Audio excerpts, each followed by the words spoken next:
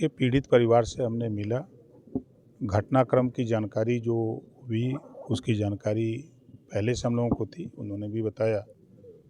और आपके सामने जो यहाँ के जलालपुर के इंस्पेक्टर हैं, उनको भी बैठा करके, परिवार के लोगों को बैठा करके दोनों लोगों से हमने, ताकि उनको भी लगे कि हमारे साथ क्या कार्रवाई हुई।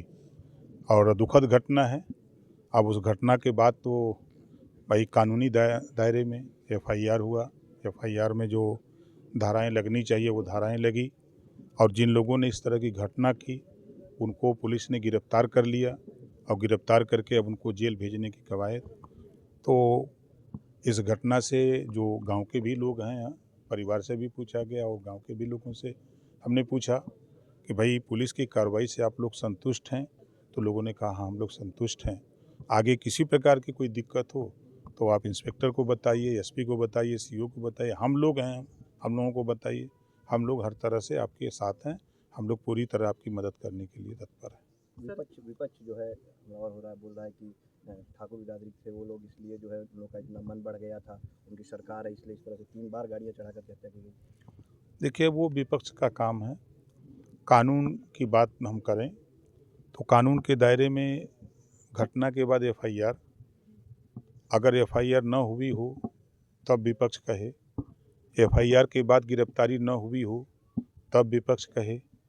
तो जो सरकार का काम है, पुलिस का काम है, वो तो काम हो गया। सर, जीरो टॉलरेंस के लिए सरकार जानी जाती है, लेकिन इस घटना की पुनरावृत्ति नहीं रुक पा रही है। अभी पिछले 10 दिन ही हुआ है मिर्जापुर की घटना, शायद सहयोगी पार्टी की अनुप्रिया पटेल किस तरह से सोशल मीडिया पर वीडियो तैर रही है, पुलिस अफसरों के साथ कहा सुनी हो, और 10 दिन भी नहीं हुआ फिर एक बार पुनः जो है कि घटना की पुनरावृत्ति हो गई। तो ये जीरो टॉलरेंस जो है कि धरातल पे कहीं परिलक्षित नहीं हो रहा है, इसको लेकर आप क्या कहेंगे? देखिए, आप उसको दूर तक सोचिए। जीरो टॉलरेंस की नीति जो बताई जाती है उसका व्याख्या जरा पढ़िए। इस प्रदेश में पिछली सरकारें जो थी, सपा की गवर्नमेंट में 815 दंगे हुए, 1300 जन की हानि हुई। बसपा की गवर्नमेंट रही, 600 दंगे हुए, 1200 लगभग जन की हानि हुई। कांग्रेस की सरकार रही है, इन दोनों का रिकॉर्ड तोड़ करके आगे निकल गई थी कांग्रेस। तो उस परिदृश्य जरा झांक के देखिए कि 7.5 साल में कहीं कर्फ्यू नहीं लगा, कहीं दंगा नहीं हुआ। अगर आप उस नीति से देखिए, और छिटपुट घटनाएं जो हो रही हैं, तो ये किसी की भी सरकार में, आप सतयुग, द्वापर, त्रेता, कलयुग में भी जाइए। आज तो संविधान है, बाबा साहब डॉक्टर अम्बेडकर जी ने संविधान दिया, संविधान में कानून से कार्रवाई हो रही है। जो लोग आरोप लगा रहे हैं उनकी सरकारों में एफआईआर तक नहीं होते थे, अपराधी छुट्टा सांड की तरह घूमते थे, अपराधियों को संरक्षण दिया जाता था, अपराधियों को सांसद और विधायक बना करके सदन में गरिमामयी उपस्थिति कराई जाती थी। वो क्या बोलेंगे? आज स्थिति है कि कोई भी अपराधी अपराध करेगा, कानून को अपने हाथ में लेगा तो कानून उनके खिलाफ कार्रवाई करेगा, और उनमें चाहे वो कितना भी बड़ा सोर्सफुल हो, किसी के साथ कोई रहम नहीं है। सर, दंगा की आपने बात किया, अभी पिछले 2-3 महीने के अंदर चाहे बहराइच का मामला हो, चाहे संभल का मामला हो, ये सब हो रहे हैं। और नहीं, आप देखो, फिर मैं कह रहा हूँ, प्रदेश के बहराइच अगर नहीं, आपने देखिए, आप अगर भावना से ग्रसित हो, आप बहराइच को देखो, बड़े दंगे की प्लानिंग थी। पुलिस ने इतनी बारीकी से वहाँ सूझबूझ से काम किया कि 1 जन की हानि हुई और स्थिति को कंट्रोल किया। आप अगर कुंदरकी की बात करेंगे तो विपक्ष को ये दिक्कत हो रही है कि मुसलमान बीजेपी को वोट क्यों कर दिया, सपा की जमानत जब्त हो गई।